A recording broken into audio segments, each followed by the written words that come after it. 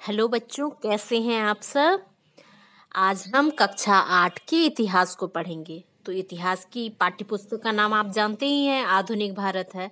तो हम अध्याय 10 तक हम पढ़ चुके हैं और आज हम अध्याय 11 को देखेंगे। अध्याय 11 में है झारखंड में हॉकी। तो अध्याय 11 का भी हम कुछ पाठ पढ़ चुके थे, लेकिन कुछ भाग बाकी हो गया था, उसे आज हम पूरा करेंगे। तो हॉकी की शुरुआत किस तरह से हुई थी, अंतर्राष्ट्रीय स्तर पर झारखंड की महिला हॉकी खिलाड़ियों के बारे में हमने जाना था। भारत में हॉकी के बारे में, मेजर ध्यानचंद के बारे में हमने पढ़ा था।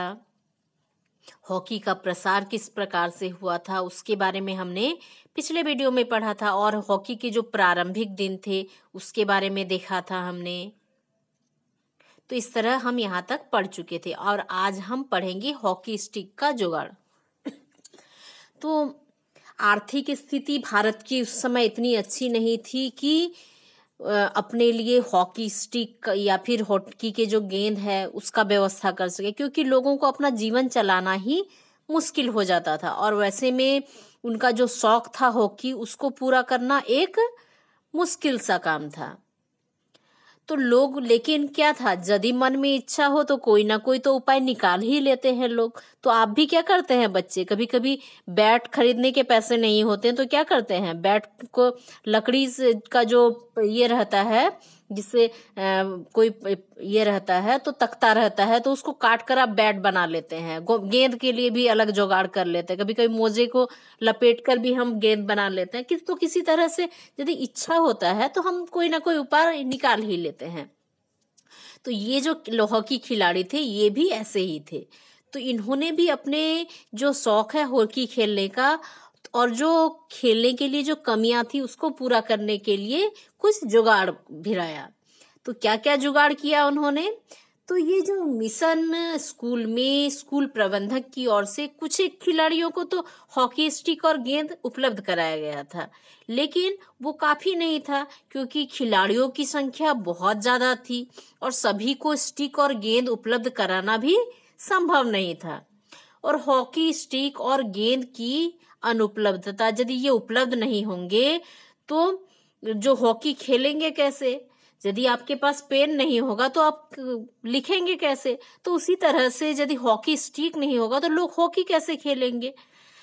तो फैक्ट्री निर्मित जो हॉकी स्टिक को उन दिनों छोटा नागपुर के अनेक गांवों में कलकतिया स्टिक कहा जाता था। तो जो ये हॉकी स्टिक था उसको जो गांव के लोग होते थे उसको कहते थे कलकतिया स्टिक।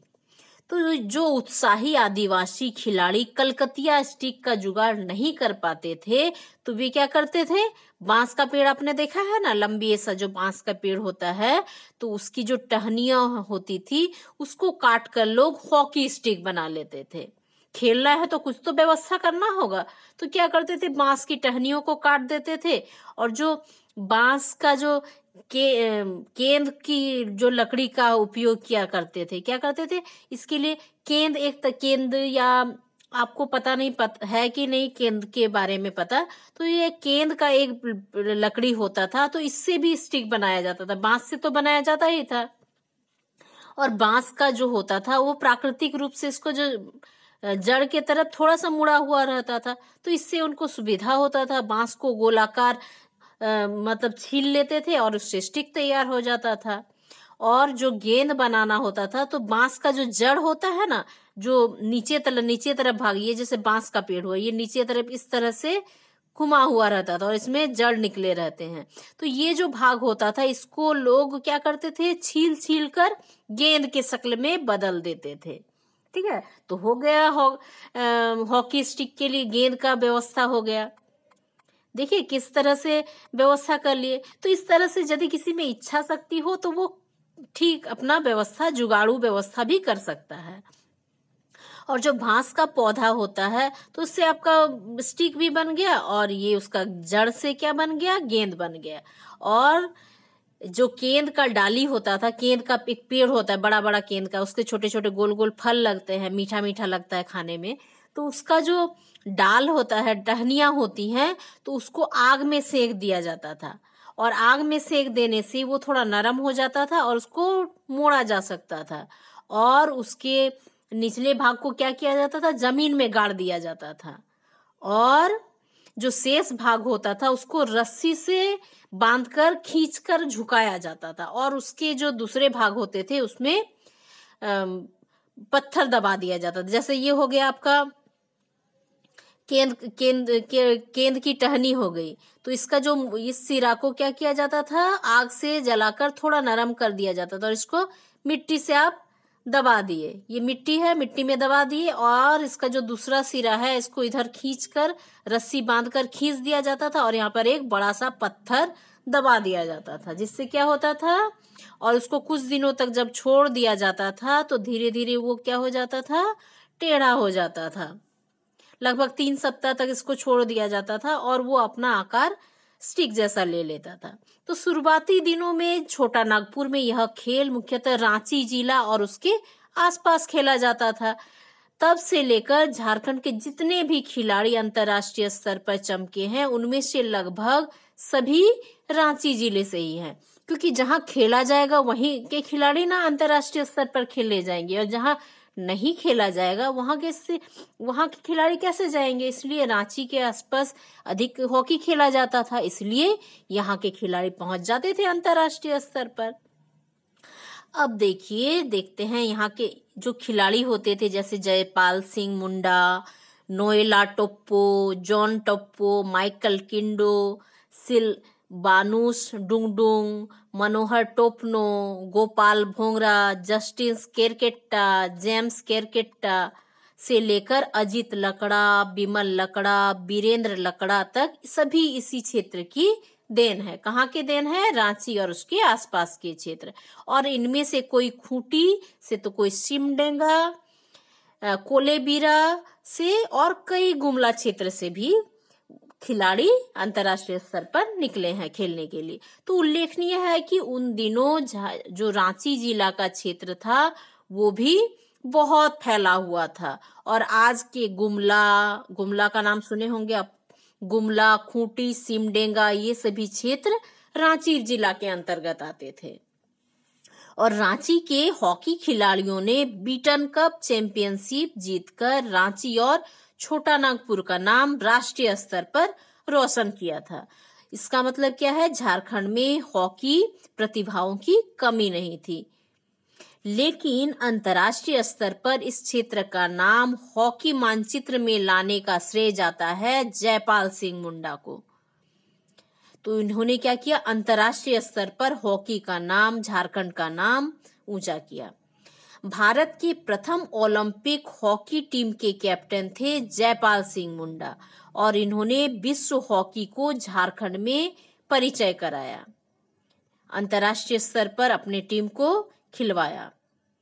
तो अंतर्राष्ट्रीय स्तर पर झारखंड का नाम आया।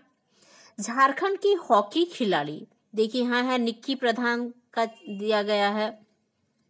तो झारखंड के ओलंपिक हॉकी में जयपाल सिंह और सलबानुस डुंगडुंगी सहित अब तक के झारखंड के कई खिलाड़ी भारत का प्रतिनिधित्व कर चुके हैं। जयपाल सिंह जो मुंडा थे, उन्होंने 1928 में एम्स्टर्डम, माइकल किंडो ने 1972 में म्यूनिक, सिलबानुस डुंगडुंग ने 1980 में मॉस्को, और मनोहर टोपनो ने 1984 में लॉस एंजलिस में खेला, और अजित लकड़ा ने 1992 में बार्सिलोना में, और महिला वर्ग के निक्की प्रधान ने 2016 रियो में खेला। तो इस तरह से झारखंड के प्रतिनिधित्व है हॉकी टीम में, आपने जो देखा। अब देखिए, खनिज संपदाओं से तो हमारा झारखंड संपन्न है, साथ ही प्राकृतिक सुंदरता के लिए भी झारखंड जाना जाता है। और झारखंड की भूमि क्या है? रत्नगर्भा है। यहाँ अलग अलग तरह के खनिज संपदा पाए जाते हैं, लेकिन सिर्फ रत्नों से ही गढ़ा नहीं है हमारा झारखंड। यहाँ की जो खिलाड़ी हैं, यहाँ के जन्मे खेल जगत के चमकते सितारे भी झारखंड से की माटी से जन्म लिए हैं। तो 1928 एम्स्टर्डम, ओलंपिक में देश को हॉकी का पहला स्वर्ण पदक दिलाने वाले कप्तान थे जयपाल सिंह मुंडा, जो झारखंड के थे। तो उनकी टीम ने पहला हॉकी पर स्वर्ण पदक प्राप्त किया। तो 1980 मास्को ओलंपिक में अंतिम बार ओलंपिक हॉकी में स्वर्ण पदक जीतने वाले टीम के झारखंड के सिलवाशासुम डुंगडुंग शामिल थे। तो पहला जीता था जयपाल सिंह मुंडा ने स्वर्ण पदक हॉकी में, और अंतिम जीता था 1980 में मास्को ओलंपिक में सिलवानुस डुंगडुंग ने। महिला हॉकी में झारखंड की 60 से 70 खिलाड़ियों ने राष्ट्रीय और अंतर्राष्ट्रीय स्तर पर अपना प्रतिभा का लोहा मनवाया। तो देखिए, इतने सारे प्रतिभाओं को जन्म दिया है झारखंड की इस रत्नगर्भा भूमि ने। तो इसी कारण देखिए, एक अलग सा चैप्टर आपके सिलेबस में शामिल किया गया है झारखंड में हॉकी। मतलब झारखंड में देखिए हॉकी के कितने सारे प्रतिभाओं ने जन्म लिया था। पुष्पा प्रधान अंडर 14 टीम, हेलन सोय जूनियर भारतीय टीम, सुमराय टेटे और अशुता लकड़ा सीनियर भारतीय महिला हॉकी टीम की कप्तानी का बागडोर संभाल चुकी हैं। तो देखिए, झारखंड की महिलाएं भी इसमें पीछे नहीं हैं। अशुता लकड़ा और सुमराज टेटे ने बतौर प्रशिक्षण भी भारतीय महिला हॉकी टीम में सेवा दी है। तो वे कोच भी रह चुकी हैं। घने जंगलों से घिरे इस क्षेत्र में 1845 में ईसाई मिशनरियों के आने के बाद खेलों को एक नया वातावरण मिला। तो जब ब्रिटिश शासन था भारत में, तब ईसाई मिशनरी अपने धर्म के प्रचार के लिए आए थे, और उस समय वे साधारण लोगों से अपने मेलजोल को बढ़ाने के लिए उन्होंने एक माध्यम चुना, वो था खेल। तो उनके आने से झारखंड में खेलों का एक अलग वातावरण तैयार हुआ। ऐसा नहीं है कि मिशनरियों के झारखंड आगमन से पूर्व में यहाँ किसी तरह का खेल नहीं खेला जाता था, ऐसा नहीं है। उनके आने से पहले भी बहुत तरह के खेल खेले जाते थे झारखंड में, लेकिन राज्य में लंबे समय से रहने वाले आदिवासी और सदानों के बीच कई जो खेल थे वे प्रचलित थे उनके आने से पहले ही। लेकिन जब मिशनरी आए तो उस समय ये जो हॉकी था और ज्यादा लोकप्रिय होने लगा। तो जयपाल सिंह मुंडा थे जिन्होंने पहला स्वर्ण पदक भारत को दिलवाया था, और वे झारखंड के थे। देखिए, इस चित्र में दिख रहे हैं ना जयपाल सिंह मुंडा। हॉकी खिलाड़ियों के लिए जयपाल सिंह मुंडा की जीवनी क्या है, एक प्रेरणा स्रोत है। रांची के संत पॉल उच्च विद्यालय में पढ़ाई के दौरान उन्होंने हॉकी की प्रतिभा को कैनन क्रॉसग्रेवे ने पहचाना। तो जब वे पढ़ाई कर रहे थे अपने संत पॉल उच्च विद्यालय में, तो उसी समय वे हॉकी में संलग्न हो गए। किसकी प्रेरणा से? कैनन क्रॉसग्रेव की प्रेरणा से। बाद में जयपाल सिंह मुंडा उच्च शिक्षा के लिए ऑक्सफोर्ड चले गए, और शिक्षा प्राप्ति जब कर रहे थे उसी दौरान उन्होंने इंग्लैंड में भी हॉकी का जलवा दिखाना शुरू कर दिया था, और उनकी प्रतिभा के कारण ही ब्रिटिश प्रशासन ने 1928 एम्स्टर्डम ओलंपिक के लिए भारतीय हॉकी टीम का कप्तान जयपाल सिंह मुंडा को नियुक्त किया। तो जिसमें प्रतिभा होगी उसकी तो पहचान होगी ही, और उसी तरह से जयपाल सिंह मुंडा को कप्तानी नियुक्त किया गया उनकी प्रतिभा के कारण। जयपाल सिंह के शानदार नेतृत्व में ही देश ने पहला हॉकी का स्वर्ण पदक हासिल किया। तो हॉकी में पहला स्वर्ण पदक हासिल किया था जयपाल सिंह मुंडा ने, और इस सफलता के साथ जयपाल सिंह मुंडा की पहचान राष्ट्रीय हीरो के रूप में हो गई। तो कितना बड़ा एक सम्मान है देश को स्वर्ण पदक प्राप्त करना अंतर्राष्ट्रीय स्तर पर। झारखंड के खिलाड़ियों के लिए वे एक प्रेरणा स्रोत बन गए, और वास्तव में जयपाल सिंह की इन उपलब्धियों ने झारखंड के खिलाड़ियों का आत्मबल बढ़ाया, और उन्हीं के प्रेरणा से ही झारखंड से इतने खिलाड़ी राष्ट्रीय तथा अंतर्राष्ट्रीय स्तर पर अपना लोहा मनवा सके। जयपाल सिंह के बाद कई आदिवासी खिलाड़ियों ने देश का प्रतिनिधित्व किया। जयपाल सिंह के अतिरिक्त सिलवानुस डुंगडुंग को ओलंपिक हॉकी में स्वर्ण पदक जीतने का, भारतीय टीम में हिस्सा बनने का भी सौभाग्य प्राप्त है। और ये जो आदिवासी होते हैं ये शारीरिक रूप से बहुत ज्यादा स्ट्रांग होते हैं, इसलिए ये खेल कूद में बहुत अच्छे होते हैं। बस उनको हौसले की जरूरत है, उनको सपोर्ट करने की जरूरत है। तो सिल्वानुस डुंगडुंग ने 1980 में मॉस्को ओलंपिक में यह उपलब्धि हासिल की। उन्होंने क्या किया, स्वर्ण पदक प्राप्त किया हॉकी में। और इससे पूर्व 1972 में म्यूनिक ओलंपिक में माइकल किंडो ने देश का प्रतिनिधित्व किया था और भारतीय टीम ने इस प्रतियोगिता में कांस्य पदक हासिल किया था। माइकल किंडो के बेहतरीन प्रदर्शन से प्रभावित होकर भारत सरकार ने उन्हें 1972 में अर्जुन पुरस्कार से सम्मानित किया था और 1984 के लॉस एंजेलस ओलंपिक में खेलने वाले भारतीय हॉकी टीम में झारखंड के मनोहर टोपनो शामिल थे। देखिए इस चित्र में दिख रहे हैं केनन कॉसग्रेव के साथ जयपाल सिंह मुंडा। ये जयपाल सिंह मुंडा है और ये हैं केनन कॉसग्रेव, जिन्होंने जयपाल सिंह मुंडा के प्रतिभा को पहचाना जब वे उच्च विद्यालय में पढ़ रहे थे। तो हालांकि टीम को पदक नहीं दिला पाए, मनोहर टोपनो टीम को पदक नहीं दिला पाए, लेकिन बाद के दिनों में अनेक अंतर्राष्ट्रीय प्रतियोगिताओं में बिमल लकड़ा और उनके भाई वीरेंद्र लकड़ा ने देश का प्रतिनिधित्व किया और यह सूची हर आने वाले दिन के साथ लंबी होती जा रही थी और इसमें नए खिलाड़ियों का नाम जुड़ता जा रहा था। देखिए इस चित्र में दिख रहे हैं माइकल किंडो। महिला हॉकी में झारखंड।